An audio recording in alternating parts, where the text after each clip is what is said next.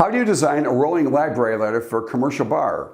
In this video, I'll show you the secret to implementing a rolling library ladder for rum bars, whiskey bars, and microbreweries. Coming up.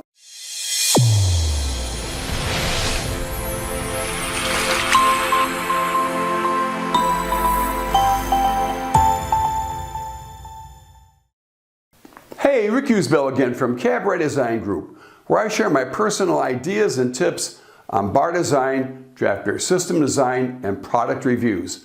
Later in this video, I'll give you today's takeaway. If you're new here, please consider subscribing and check out the show notes and links in the YouTube description below. Now let's jump into the show. Many specialty bars, such as rum bars and whiskey bars, have the need to display 300 or more bottles of expensive alcohol. Because many of these bars also serve other types of liquor, it's virtually impossible to feature this quantity of bottles on most back bar walls, at least not without making full use of every square inch. High volume storage such as this normally results in storing numerous bottles above 72 inches. According to ergonomic bar design standards, this is the highest recommended reachable shelf. To further clarify, effective bar design requires that all back bar bottle displays should be stored above the back bar countertop. Given all the above, what are one's options for accessing the upper bottles?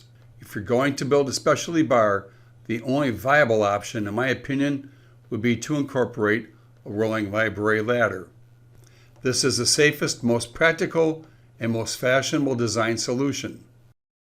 I've spent a fair amount of time researching rolling library ladders, and the one I like best is manufactured by CSH. As you'll see in the downloadable brochure, the CSH rolling library ladders are available in numerous finishes and mounting options. When planning a rolling library ladder in a commercial bar design, there are four critical factors. 1. The horizontal projection from the support wall to the floor wheels. 2. The bearing surface at the upper end of the ladder. 3. An adequate quantity of rail supports. And 4. Adequate clearance between the ladder and the bar. Here you'll see a side view of the actual ladder we designed for a recent project.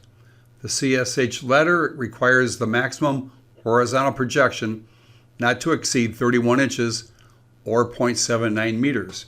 Closer examination at the top end of the ladder shows that the horizontal projection is referenced from the bearing point, the soffit, not the wall below it. Lastly, the rail supports are to be placed not greater than 32 inches or 0.81 meters on center. As for the clearance between the ladder and the bar, shown right here, I recommend at least 12 inches, 0.3 meters, when the ladder is in its maximum extended position. However, for space challenge conditions, a nice feature of the CSH ladder is that it's capable of lateral adjustment, so it can be positioned to be operated in narrow spaces.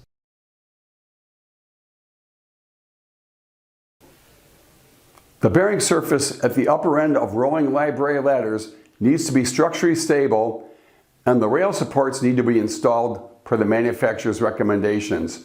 Consult a locally licensed structural engineer if you're uncertain of any support details. See you next time.